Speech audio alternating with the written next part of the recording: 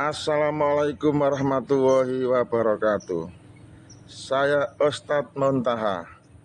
Dalam konten video ini saya akan ngebahas tentang isim mufrad. Apa isim mufrad? Isim mufrad ini suatu istilah yang kita temukan dalam bahasa Arab. Tentu tidak ada di dalam bahasa Inggris, juga tidak ada di dalam bahasa Indonesia. Masing-masing bahasa mempunyai padanan istilah sendiri-sendiri. Kalau dalam bahasa Arab kita temukan istilah isim mufrad. Nah, kalau dalam bahasa Inggris juga saya temukan istilah ini, namun beda nama. Apa itu? Singular. Singular itu istilah dalam bahasa Inggris. Sedang kalau kita temukan dalam bahasa Indonesia adalah kata benda tunggal. Apa kata benda tunggal? Jadi dalam bahasa Arab sebutannya adalah isim mufrad, dalam bahasa Inggris sebutannya adalah singular, dan dalam bahasa Indonesia sebutannya adalah kata benda tunggal. Jadi kalau begitu, apa itu isim mufrad? Kalau kita pahami dalam konteks bahasa Arab, isim mufrad adalah isim yang merujuk kepada makna tunggal, yang isim yang merujuk pada arti satu, ya seperti seorang, satu orang, atau satu benda, atau satu kata yang bermakna satu. Jadi apapun yang bermakna satu, itulah namanya isim mufrad. Jelas dari sini? Insya Allah jelas. Kalau bahasa Inggris tadi apa? Singular, juga benda satu, benda tunggal. Dalam bahasa Indonesia ya tetap benda tunggal, benda yang merujuk kepada arti satu saja. Nah, sekarang bicara kita di sini bukan bahasa Inggris dan bukan bahasa Indonesia, tetapi kita ngebahas bahasa Arab, ialah isim mufrad, isim yang bermakna tunggal.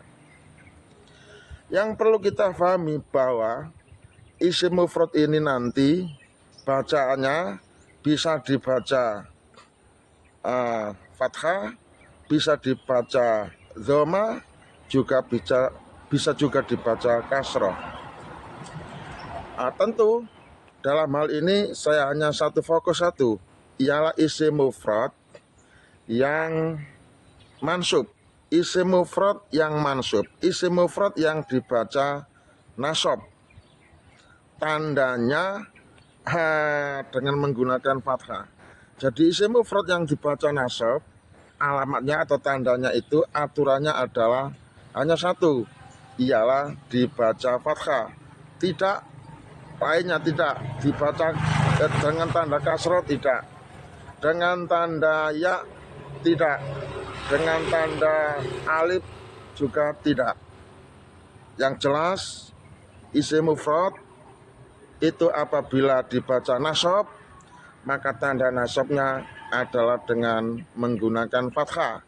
Misalnya seperti ini, ra'aitu rajula. Ra'aitu rajula, saya melihat orang laki-laki. Maka kata rajula dalam kalimat ini i'rabnya adalah mansub, dibaca nasab karena maf'ul bih, dan tanda nasabnya menggunakan fathah. Kenapa? Yaitu tadi karena isim mufrad. Jika mansub tandanya wajib menggunakan fathah. Ini merupakan aturan bahasa dalam bahasa Arab yang dibahas dalam ilmu nahwu. Dan tentu ini adalah materi pada anak kami kelas 5. Untuk itu anak kami kelas 5 tetap tonton video ini dan belajar lewat konten seperti ini, diharapkan lebih bisa memahami karena kita sudah zaman konten. Oke, setelah kita bernarasi, kita menjelaskan tentang isim mufrad apabila dibaca nasab, tanda nasabnya dengan fathah.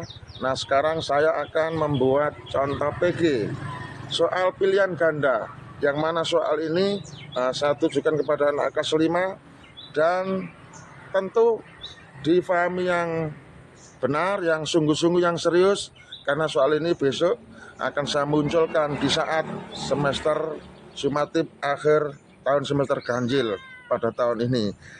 Jika sudah memahami, insya Allah besok menjadi mudah menjawabnya. Seperti apa soalnya? Seperti ini.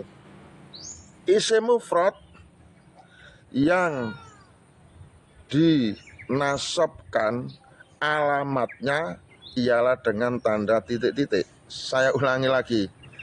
Isim mufrad yang dinasabkan, ya maksudnya isim mufrad yang mansub, isim mufrad yang dibaca nasab, alamatnya ialah dengan tanda titik-titik. A, pilihannya yang pertama dengan tanda kasroh. B, pilihan yang kedua dengan tanda ya. C, pilihan yang ketiga dengan tanda fathah. Kemudian D, pilihan yang keempat ialah dengan tanda alif. Mana kira-kira jawaban yang benar dalam soal ini? Apakah dengan tanda kasroh? Apakah dengan tanda ya? Apakah dengan tanda fathah? Apakah dengan tanda alif? Ini perlu dipahami. Seperti tadi yang sudah dijelaskan sebelumnya, bahwa isim mufrad itu apabila mansub, maka alamat mansubnya ialah dengan tanda fathah. Oh, berarti kalimat pertanyaan dalam soal PG yang barusan saya buat, jawaban yang benar adalah pilihan yang C, dengan tanda fathah. Jadi kalau kita baca dari awal bisa seperti ini kalimatnya. Isim mufrad yang dibaca nasab, isim mufrad yang dinasabkan alamatnya dengan titik-titik. Titik-titik kita jawab fathah. Isim mufrad yang dinasabkan alamatnya dengan tanda fathah. Ini yang benar. Seperti contoh, ra'aitur rajula, saya melihat orang laki-laki. Maka kata ar-rajula di sini namanya isim mufrad dan kebetulan mansub karena maf'ul bi, tanda nasabnya dengan fathah rajula. Maka kita tidak boleh membaca ra'aitur rajuli, enggak boleh, salah. Kita enggak boleh membaca ra'aitur rajulu, enggak boleh, salah. Kita juga enggak boleh membaca ra'aitur rajul, enggak boleh, salah. Maka kita harus baca ra'aitur rajula. Ini baru benar. Karena isim mufrad mansub, maka ditandai dengan fathah. Oke, jelas? Saya pikir demikian. Konten kali ini membahas tentang isim mufrad mansub dengan tanda fathah. Sekian, mantap. Jangan kemana-mana. Tonton terus video yang mahal ini, terutama kelas 5, karena ini adalah konten pembelajaran. Bersama dengan saya, Ustadz Montaha. Salam dari Ustadz, salam apa adanya dan bukan ada apanya. Sampai jumpa, wassalam.